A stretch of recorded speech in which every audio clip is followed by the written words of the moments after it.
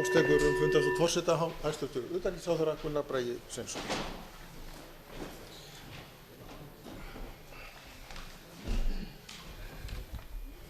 Virðulegi forseti, það gaman að sjá hvað stjórnarandstaðan nýtur þess núna að vera í sviðsljósinu.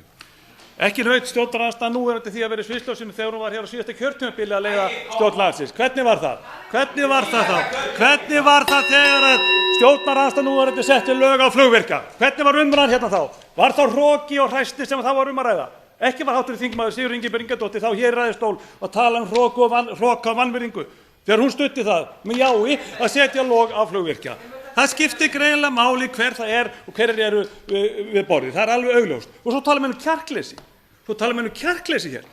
Hver var það sem þorði að standa upp í hárinu á kröfuhöfunum? Ekki hv. þingmaður Össur Skarphéðinsson. Hver var það sem þorði að taka Icesave? Ekki hv. þingmaður Sigríður Ingibjörg Ingadóttir. Og hver þorði að lækka lán heimilanna? Ekki Samfylking og ekki Vinstri græn. Hvar er kjarkurinn? Hræsni stjórnarandstöðunnar er það sem stendur upp úr og hefur alltaf gert.